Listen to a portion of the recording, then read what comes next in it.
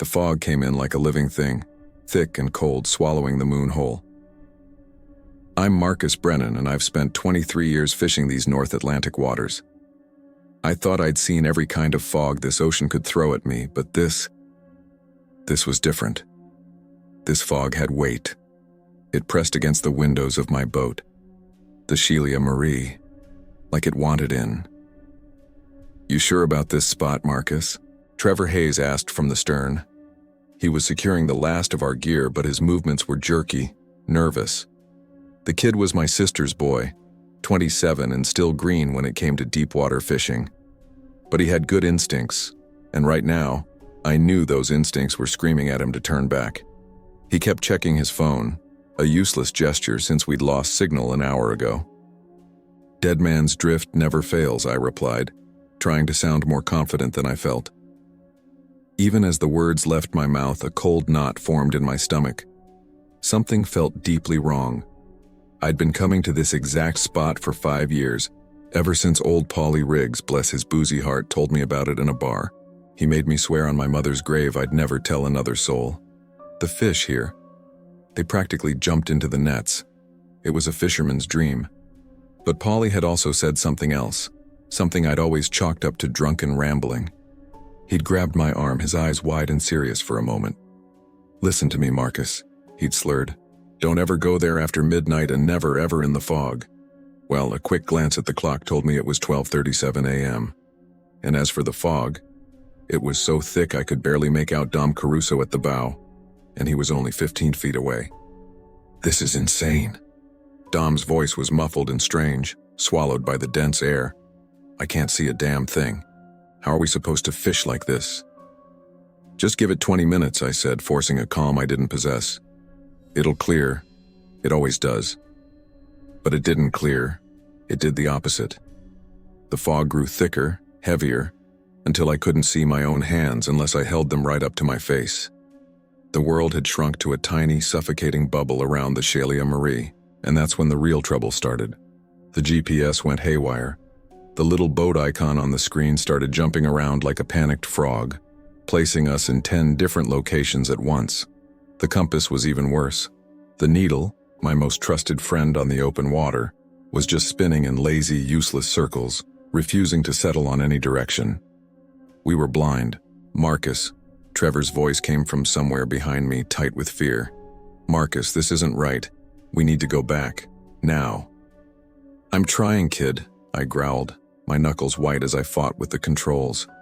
The engine was running smoothly, but for all I knew, we were just spinning in place. I had no idea if we were moving forward, backward, or just drifting in circles. "The instruments are shot. I don't know which way is back." And that's when we heard it. A voice. It was distant, hollow, and it echoed across the water in a way that defied all logic. "Marcus. Marcus Brennan." All three of us froze. The air on the boat, already cold, dropped another 10 degrees. The voice had come from somewhere out there in the fog, somewhere close, yet impossible to pinpoint. It sounded like it was coming from everywhere and nowhere all at once. My heart hammered against my ribs. Did you hear that?" Dom whispered, his voice barely a breath.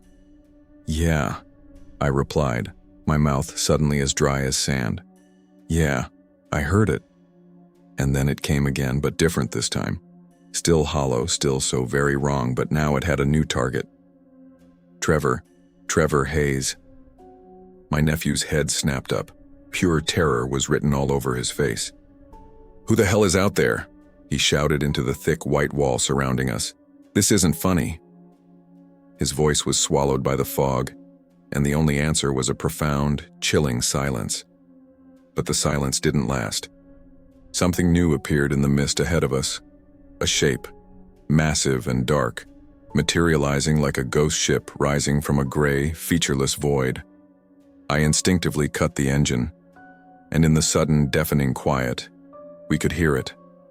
The gentle lapping of water against a hull, the ancient, tired creak of old wood and rusted metal. It was a fishing trawler, just like ours, but it was a wreck.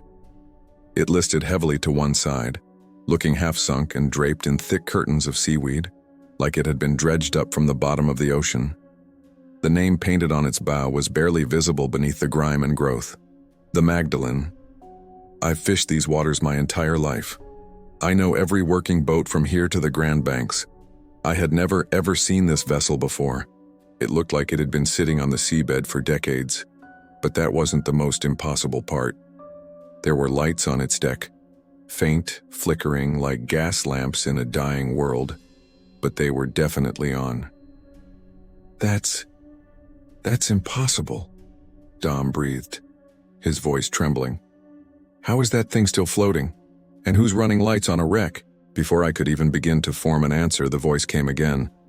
This time it was closer, so much closer, and it held a strange, almost affectionate tone as it drew out the name.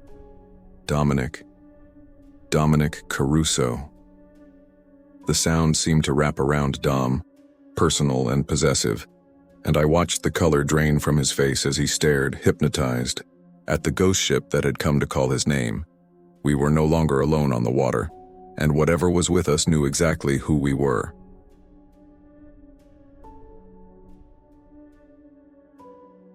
The engine sputtered to a stop, plunging us into an unnerving silence. Only the lapping of waves against the hull broke the quiet.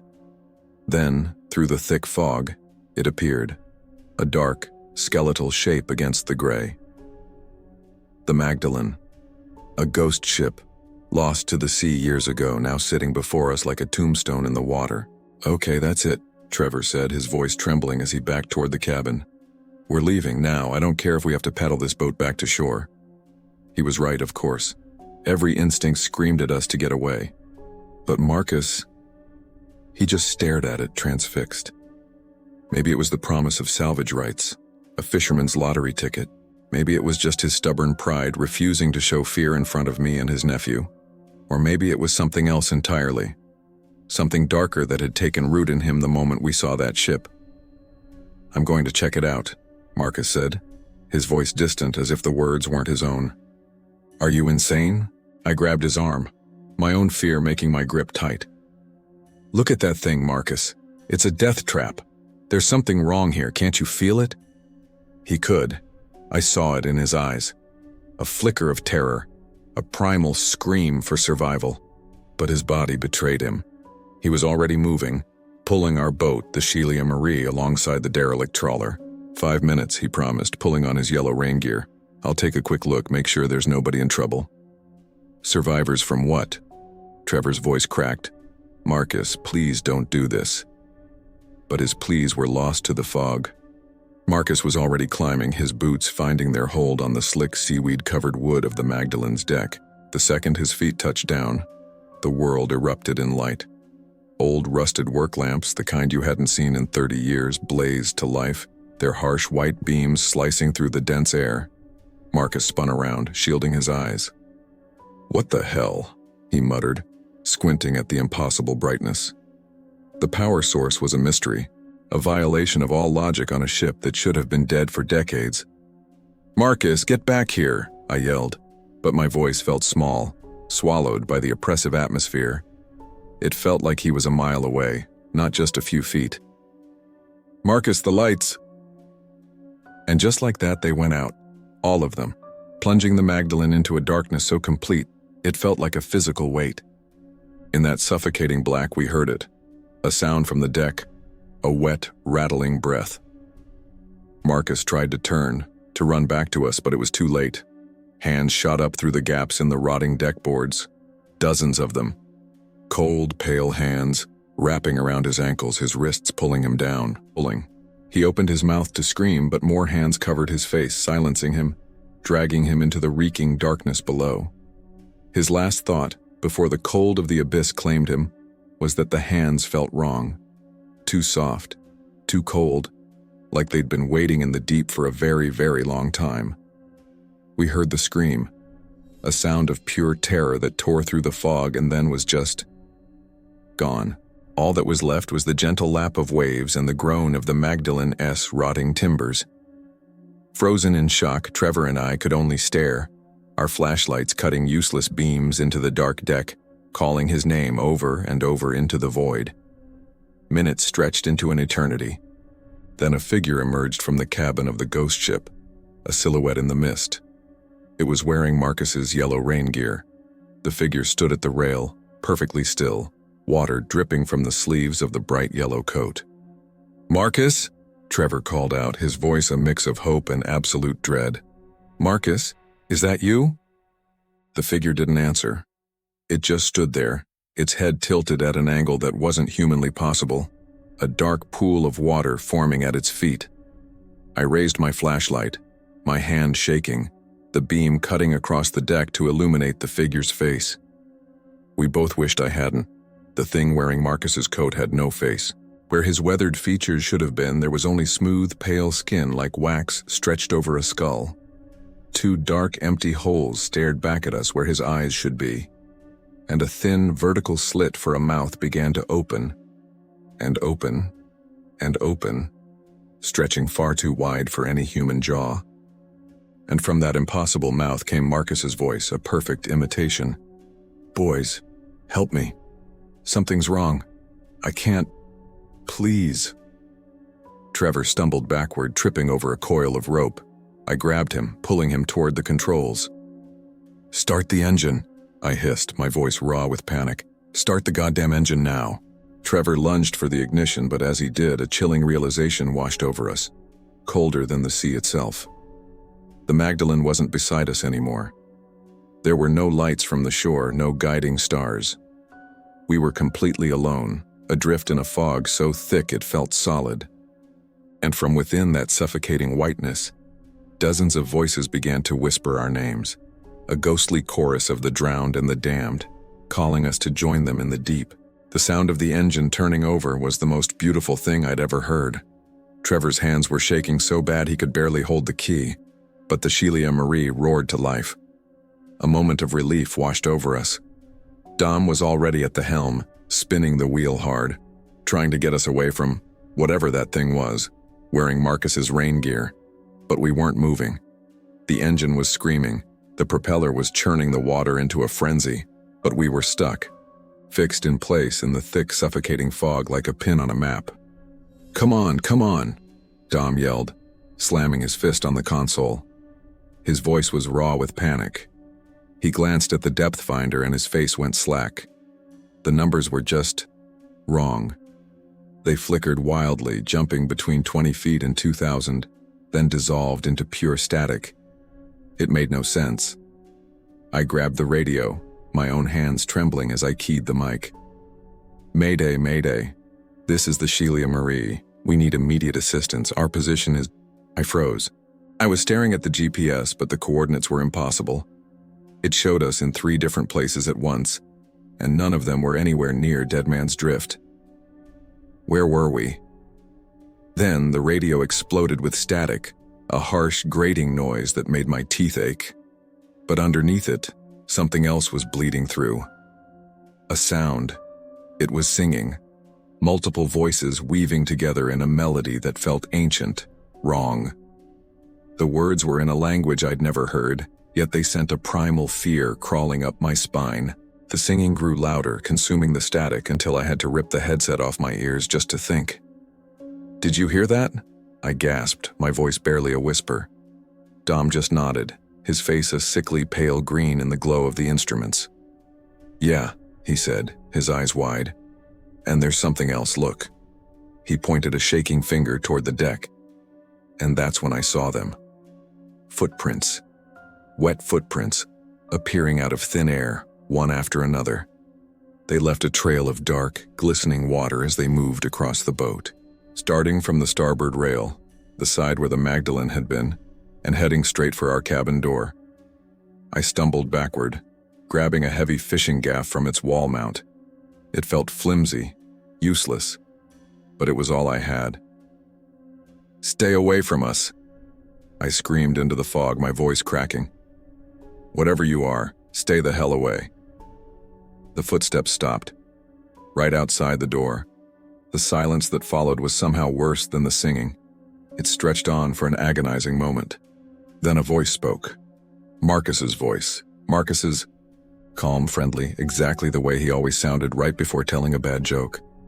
"Boys, why don't you let me in? It's cold out here." The water's so cold you wouldn't believe it. Tears were streaming down Dom's face, but his voice was firm. "That's not Marcus," he whispered, shaking his head. "That's not him, Trevor. Marcus is gone." The voice on the other side of the door shifted. It became deeper, layered, as if dozens of people were speaking at once. "Trevor, Dom," it rasped, a chorus of echoes. "You're in our waters now. You've been drifting in circles for hours. Round and round the drift, just like all the others. You can't leave. You can only join us." Dom's eyes darted around the cabin, a caged animal looking for an escape. He was searching for a weapon, for anything.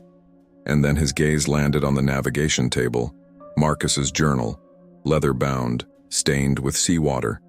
Marcus was meticulous with his logs, a habit he'd kept from his Navy days. Dom snatched it, his fingers fumbling as he flipped it open. He scanned the pages, and I watched the last bit of color drain from his face. His blood ran cold.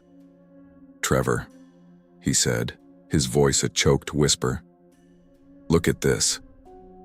He held it out for me. The journal was open to a page dated 5 months ago, covered in Marcus's familiar tight script. I read it aloud, the words feeling like ash in my mouth. "Talked to old Bill Hendricks at the marina today. He got drunk and finally told me the truth about Dead Man's Drift. Said his grandfather worked these waters in the 1950s and boats were disappearing even then. They'd send out search parties and find the vessels drifting, engines running, nobody aboard. Sometimes they'd find the crews, or what was left of them, miles away, washed up on beaches with expressions of absolute terror frozen on their faces." My voice faltered, but I forced myself to continue. "Bill said his grandfather saw something once in the fog. Said the water was full of faces, dozens of them just beneath the surface, all singing. Said it was the most beautiful and horrible thing he'd ever heard. After that night, he never fished the drift again. Swore the place was cursed. Said something lived in the deep trench there. Something that collected souls." I looked up at Dom, the horror dawning on me. I should have listened. I read the last part of the entry. But the fishing's too good. Made a deal with myself. Daytime only. Never in fog, never after dark. As long as I follow those rules, I'll be fine. The drift takes the careless ones, the ones who don't respect it. "Oh God," I breathed. He knew. Marcus knew this place was dangerous, and he broke every single one of his own rules. He brought us here anyway. Dom ripped the journal from my hands and flipped through more pages. He found another entry, this one from just 3 weeks ago. "The dreams are getting worse," he read. "Every night, I hear them singing. I see faces in the water, even when I'm on land. Yesterday, I could have sworn I saw Polly Riggs standing on the dock. Impossible, since Polly disappeared 2 years ago at the drift." He just smiled at me and pointed toward the water. "I think the drift is calling me home."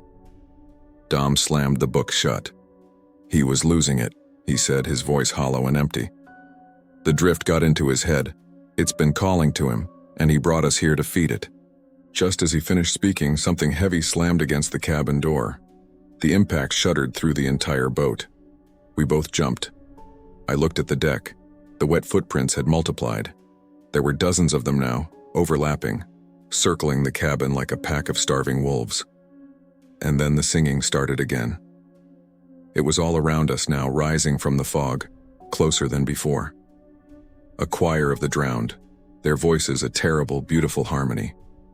I couldn't help it. I crept to the window and peered out into the gray nothingness, and immediately wished I hadn't. The water around the Shelia Marie was no longer just water. It was filled with faces, pale, bloated faces, floating just beneath the surface, their mouths wide open as they sang their unholy song. Some looked recent, their features horribly familiar. Others were just skulls, with scraps of flesh still clinging to the bone. They all just floated there, bobbing in the dark water, moving in a slow, hypnotic circle around our boat. Their empty eyes were fixed on us, on the cabin. "Trevor Hayes." The voices sang my name, a chorus of the dead. "Dominic Caruso. Come down to the drift. Join the choir. Sing forever. We have to get off this boat, Dom said, his voice cracking with a desperate finality. We have to swim for it. Take our chances in the water. I stared at him horrified. Are you crazy? You saw what's out there. We'd be joining them. We can't stay here, he shouted, grabbing my shirt. Don't you get it? This boat is a trap. The engine, the radio, the GPS, it's all a game. The drift is keeping us here, playing with us until we either jump or go completely mad.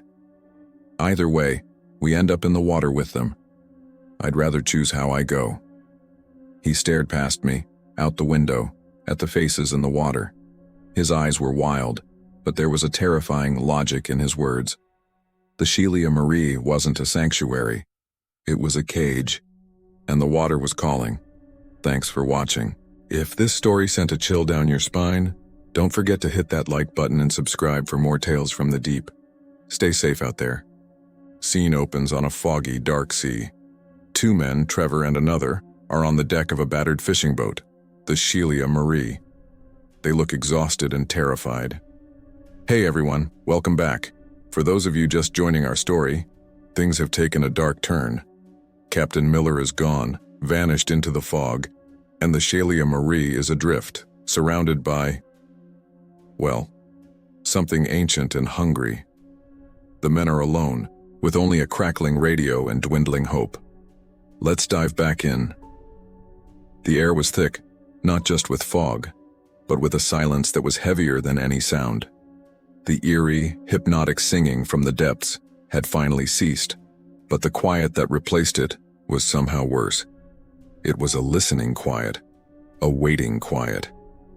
Trevor and his crewmate, let's call him Ben, huddled together, their eyes scanning the impenetrable wall of white that surrounded their small vessel. Every creak of the hull, every slap of a wave against the wood, sent a fresh jolt of fear through them.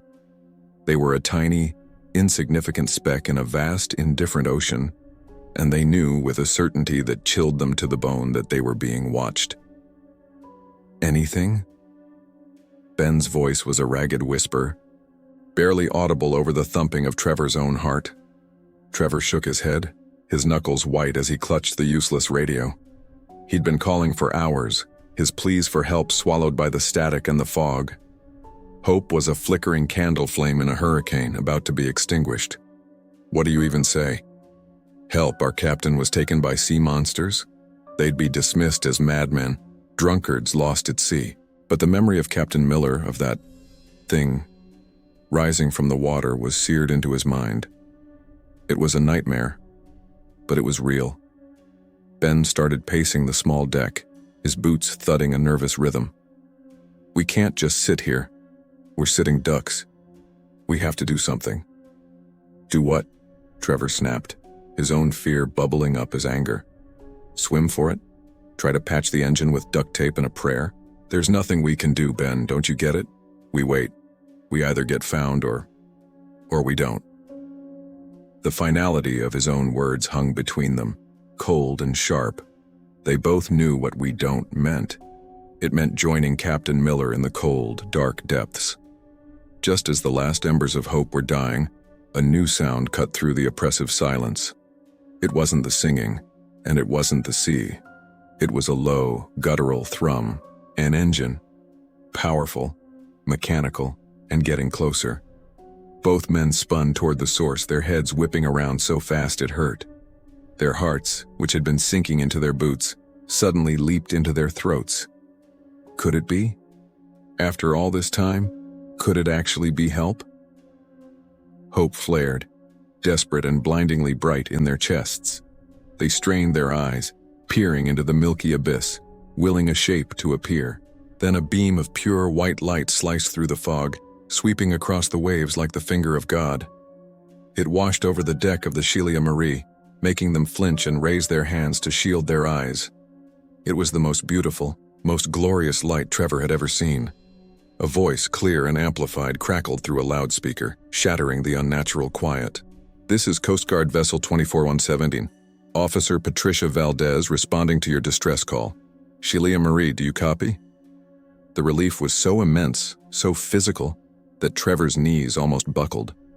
He scrambled for the radio, fumbling it in his haste, nearly dropping the precious lifeline into the ocean. He thumbed the transmit button. Yes, we copy. We're the Shalia Marie. We copy. His voice was choked with emotion. We need immediate evacuation. Our captain is missing and there's... He stopped himself. How could he explain the horror? How could he make them understand the danger that lurked just beneath the surface, hidden by the fog? The words died on his lips. Monsters sounded insane. We're being hunted sounded paranoid. There was a momentary pause on the other end, and for a terrifying second, Trevor thought they wouldn't believe him. But the voice came back, calm and professional, a beacon of sanity in a world gone mad. Hold tight, Shalia Marie. We're coming alongside. Slowly, majestically, the Coast Guard patrol boat materialized from the gray curtain. It wasn't a ghost ship or a figment of their imagination. It was real. Its hull was a brilliant, clean white. A crisp American flag fluttered from its stern. To the two stranded fishermen, it was more beautiful than any cathedral, more reassuring than any fortress. It was salvation. On the deck, a figure moved with purpose and efficiency. Officer Valdez. She was younger than Trevor expected, with dark hair pulled back in a tight, no-nonsense bun. She moved with the easy, rolling gait of someone who'd spent her entire life on the water, her expression a mixture of focus and compassion. She was the absolute antithesis of the chaos and terror that had consumed their world. She was order. She was rescue. As the vessels drew closer, a crewman on the patrol boat prepared to throw them a line. The low thrum of the Coast Guard engine was a symphony to Trevor's ears, a powerful, steady heartbeat that drowned out the memory of the singing. For the first time in what felt like an eternity, he allowed himself to breathe. They were going to live. They were going to get off this cursed boat. But as the gap between the two boats narrowed, Trevor glanced back at the fog-shrouded water. The patrol boat's powerful floodlights cut a swath of clarity in the immediate vicinity, but beyond that circle of light, the darkness was absolute. And in that darkness, he felt it. The watching, the waiting. The rescue had arrived, but the hunt wasn't over. He knew with a dreadful certainty that the thing that took Captain Miller was not about to let its other prizes get away so easily. Their ordeal was far from over, and that's where we'll leave it for today. An incredible cliffhanger. What do you think will happen next? Will the Coast Guard be enough to fend off this ancient terror? Let me know your theories down in the comments. Thanks so much for watching and being a part of this story. If you're enjoying this series, don't forget to hit that like button, subscribe, and ring the bell so you don't miss the next thrilling chapter. Stay safe out there, and I'll see you all in the next video. Eerie, suspenseful music begins and fades slightly into the background. Have you ever heard a sound that chilled you to your very core? A sound that wasn't just noise, but a story. A warning? Today, we're diving deep into a tale that blurs the line between the living and the lost. A story that begins on the rocking deck of a Coast Guard vessel and ends in the cold, dark embrace of the sea. Imagine the scene. The salty air, the gray sky, the tension so thick you could cut it with a knife. Three men, Trevor, Valdez, and Dom, are caught in a moment of crisis. A desperate lunge, a tackle, a splash that echoes with a terrifying finality. This isn't just an accident, it's the beginning of a nightmare. No! The word is torn from Trevor's throat, a raw cry of disbelief. He reaches for Dom, his fingers grasping at empty air, but he's too late. Valdez, moving with a speed born of duty or desperation, tackles Trevor backward. The hard deck of the Coast Guard ship meets Trevor's back, knocking the wind out of him. But the physical pain is nothing compared to the sound he hears next. A splash. It's too loud, too definitive, like a door slamming shut forever. Dom is gone, swallowed by the waves. Time seems to freeze. The churn of the engine, the cries of the gulls, everything fades into a dull roar. Trevor and Valdez are paralyzed, their eyes locked on the spot where their friend disappeared. Seconds stretch into an eternity. Then, a shape breaks the surface. It's Dom. He's only 15 feet away, his head bobbing in the dark water. A wave of relief so powerful it's dizzying washes over Trevor. He's alive. But the relief is short-lived, replaced by a creeping, icy dread. Dom is facing them, but his expression, it's not one of panic or fear. It's something else entirely, something utterly alien. His face is illuminated by a terrible ecstasy, a look of profound, horrifying revelation. It's as if he's just understood a cosmic joke, a punchline that has eluded him his entire life. And the answer is both magnificent and monstrous. What could he have seen in those few moments beneath the waves? What secret did the ocean whisper to him? This look of transcendent horror is more frightening than any cry for help. It's the look of someone who has crossed a threshold, someone who is no longer entirely of this world. And then, the impossible happens. A sound begins to drift across the water, faint at first, then growing in strength. It's music, a choir. But the voices are wrong. They're waterlogged, ethereal, filled with an ancient sorrow. It's a drowned chorus singing a hymn from the deep. Trevor and Valdez can only stare, their minds refusing to process what they're hearing. And that's when Dom's mouth opens. He doesn't scream. He doesn't call for help. He begins to sing. His voice, once familiar, now joins the unholy choir. It blends perfectly, another note in the ghostly symphony rising from the depths. He's not fighting the current. He's part of it. He's singing along with the drowned chorus, his terrible, joyful expression fixed upon them. He is lost, not just to the sea, but to something far older and more mysterious. They are no longer watching a man drowning. They are witnessing a transfiguration, a chilling baptism into a choir of the damned. What is this song, and who else has been called to join its ranks? The sea keeps its secrets well, but sometimes it lets you hear the music. This story is a haunting reminder of the vast unknown power that lies just beneath the surface of our world. It makes you wonder what other mysteries are waiting in the deep. Thank you so much for joining me on this dive into the unsettling and the unknown. If you enjoyed this story and want to explore more tales that will make you question what's real, make sure to hit that like button and subscribe to the channel. Don't forget to ring the bell so you never miss a new video. Until next time, stay curious and be careful what you listen for in the silence. Hello everyone, and welcome back to the channel. Today we're diving deep into the chilling waters of Deadman's Drift, a place where the fog clings to more than just the sea, and the whispers on the wind carry a terrifying tune. This is the story of Trevor, a man who learned that some debts can't be paid, and some songs once heard can never be forgotten. Our story begins on a night thick with a spectral mist, the kind that swallows sound and plays tricks on the eye. Trevor found himself on a Coast Guard cutter, its searchlight cutting a feeble path through the oppressive gloom. He wasn't a criminal, not in the traditional sense, but he was a man running from a past that was quickly catching up to him. Officer Valdez, a man whose face was etched with the grim lines of duty, was at the helm. He'd heard Trevor's frantic tale, a jumble of words about a cursed ship, a mutiny, and something called the captain's due. He didn't believe a word of it, not really. But a distress call was a distress call, and the one from the Shelia Marie had been cut short with a blood-curdling scream. They were heading for Deadman's Drift, a notorious patch of ocean whispered about in hushed tones by seasoned sailors. It was a place where compasses spun wildly, and ghosts of drowned fishermen were said to haunt the currents. As they drew closer, a shape began to materialize from the fog. It was the Shelia Marie, a rusty, dilapidated fishing trawler, listing heavily to one side. No lights were on, no engine noise, just an eerie silence that was more deafening than any storm. A cold dread, sharp and icy, crept up Trevor's spine. This was the ship, his ship. Valdez hailed them over the radio.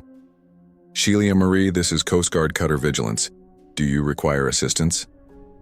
"Over." Only static answered. He tried again, his voice tighter this time. "Shelia Marie, respond." The silence stretched, thick and heavy. Trevor gripped the railing, his knuckles white. He knew they wouldn't answer. They didn't need a radio anymore. Then a sound drifted across the water. It was faint at first, a low, mournful hum that seemed to vibrate in the very air. It grew louder, resolving into a chorus of male voices singing an old sea shanty. But the melody was twisted, warped into something discordant and unsettling. The lyrics were about betrayal, about a captain left to the mercy of the sea, about a promise of eternal vengeance. Trevor recognized the song. It was the one they sang that night. "What in the world is that?" Valdez muttered, squinting into the gloom. On the deck of the Shelia Marie, figures began to emerge from the shadows. They were translucent, shimmering with a ghostly, phosphorescent light. The crew, his old crewmates. There was Finn, the hulking first mate with the missing eye. There was Angus, the wiry old cook, and there was Liam, the young cabin boy whose face was frozen in a mask of sorrow. They were all there just as he remembered them, except now their eyes glowed with an eerie, cold fire. And they were all singing for him. Trevor stumbled back, a choked sob escaping his lips. "It's them," he whispered, his voice trembling. "They've come for the captain's due." Valdez, finally seeing the spectral figures with his own eyes, went pale. His skepticism evaporated, replaced by a primal fear.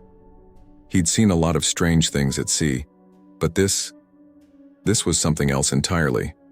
This was a direct violation of the laws of nature. The ghostly crew of the Shelia Marie moved as one, their voices rising in a haunting crescendo. They weren't just singing now, they were chanting one word over and over. "Trevor, Trevor, Trevor." The sound burrowed into his skull, a cacophony of accusation and damnation. He clapped his hands over his ears, but it was useless. The sound wasn't coming from outside anymore, it was echoing inside his own mind. One figure separated from the rest and moved to the bow of the phantom ship. It was the captain. Captain Murdoch. His spectral form was more solid than the others, his face a contortion of fury and betrayal. He wasn't singing. He was staring directly at Trevor, his gaze piercing the fog and the distance between the boats. He raised a single translucent hand, the waterlogged flesh dripping spectral brine onto the deck. Suddenly the singing stopped. A new sound began, a low guttural groan that emanated from the captain's throat. It was a sound of pure, undiluted hatred. The Shelia Marie began to sink, not with the crash and splinter of a normal vessel, but with a quiet, deliberate slide into the black water. The ghostly crew members faded one by one as the waves claimed them, their song dissolving into the hiss of the sea. But Captain Murdoch remained. As the water climbed his spectral body, washing over his legs, his waist, his chest, he kept his eyes locked on Trevor. The groaning sound intensified, a promise of eternal torment. Just as the waves were about to close over his head, with the last of his ship disappearing beneath the surface, he raised his arm one final time. His finger, glowing with an unholy light, pointed directly, unequivocally, at Trevor. The message was as clear as a ship's bell in the dead of night. "You are next." "Go, go now," Trevor screamed, his voice raw with terror. Officer Valdez didn't need telling twice. He slammed the throttle forward, and the cutter's engine roared to life, churning the dark water into a white foam. They tore away from the spot where the Shelia Marie had vanished, away from the singing, away from the horrifying pointing finger of Captain Murdoch, away from Dead Man's Drift. The fog began to thin as they sped toward the safety of the distant shore. The first few stars pricked the darkness of the sky above, cold and indifferent. The air grew warmer, losing its supernatural chill. But for Trevor, the cold would never truly leave. He could still hear them. It was fainter now, a whisper on the wind, a murmur in the thrum of the engine. But it was there, the ghostly crew of the Shelia Marie, singing his name. And he knew, with a certainty that chilled him to his very soul, that they had all the time in the world. They would be waiting for him in every shadow, in every quiet moment, in every drop of water. They would never, ever stop singing. Thanks so much for watching. The ocean holds many secrets, and some are best left at the bottom. If you enjoyed this journey into the deep, don't forget to like, subscribe, and hit that notification bell so you don't miss our next chilling tale. Stay safe out there, and we'll see you in the next video. 6 months. 6 months since the sea tried to swallow me whole. 6 months since I last heard her song. My name is Trevor Hayes, or at least it was. Now I'm just the guy who stares at his phone, waiting for a call he never wants to get. The Coast Guard called it environmental exposure and stress-related trauma, a nice, clean way of saying they didn't believe a word I said. A medical discharge. They found what was left of Valdez 3 days later, washed up 50 miles from the drift. Her mouth was open, they said, as if she was still singing. I haven't been near the water since. Not a boat, not even the beach. The sound of the waves. It's too close to the sound of the choir, the one that still sings in my dreams. My phone rings. Unknown number. Every instinct screams, "Don't answer." But the ringing, it has a rhythm. It's the same rhythm as that terrible melody from the deep. My thumb hovers, then presses the screen. Trevor Hayes? The voice is crisp, official, Coast Guard. This is Station Alpha 7. We're calling about an incident at Dead Man's Drift. My blood turns to ice. 3 fishermen went missing last night. Before he disappeared, one of them kept saying he needed to speak with you. Said you'd warned him about something once. The officer pauses. Said his name was Paulie Riggs. Paulie Riggs. The name echoes in the empty spaces of my memory. The old fisherman who first told Marcus about the drift. The man who supposedly vanished years ago. How could he be back? How could he know my name? Sir? Are you still there? The voice on the phone asks. Yeah, I whisper, my gaze fixed on the horizon outside my window. The fog is rolling in again, thick and hungry. I'm here. Can you come down to the station? We need to ask you some questions about... I hang up. What could I possibly tell them? That the sea has a voice? That it calls to people and doesn't let them go? They'd just write another report, another diagnosis of a broken mind. No, the time for talking is over. I walk to my closet, the smell of salt and old memories hitting me as I open the door. My old fishing gear is right where I left it. Stained, stiff, a relic of a life I tried to forget. I pull on the jacket, the familiar weight, a strange comfort. My fingers find something in the pocket, a piece of paper folded. The handwriting isn't mine. It's elegant, looping like seaweed caught in a current. The note reads, "Come back, Trevor. The song isn't finished. We're all waiting. The drift is patient. The drift is eternal. And sooner or later, everyone answers the call." I crumple it, my hand shaking, and toss it into the trash. It's a trick, a sick joke. But as the sun sets and that ghostly fog spills through my open window, a sound escapes my lips. It starts as a low hum, a melody I don't recognize, yet it feels as familiar as my own heartbeat. It rises and falls, twisting into a harmony that feels impossible. It's a sound that needs more than one voice, more than one throat. It's the music of the deep, the song of the lost, and it's coming from me. Morning comes. The sun tries to burn through the fog, but it can't quite manage. My apartment is empty. The front door hangs open, an invitation to the sea breeze. On the floor, a trail of wet footprints leads from the bedroom, out the door, and down to the street. They don't stop there. They continue down the empty roads, across the cold sand of the beach, and straight into the churning gray water. They lead into the waves, and then they disappear. The sea is calm today. Deceptively so. But if you listen closely, if you really listen past the sound of the surf, you can hear it. A new voice has joined the choir. The drift is singing again. And somewhere, in the cold, green darkness, I've finally come home. Thank you for watching this story unfold. If you felt that chill down your spine, don't forget to hit that like button and subscribe for more tales from the deep. Stay safe out there and maybe stay away from the water.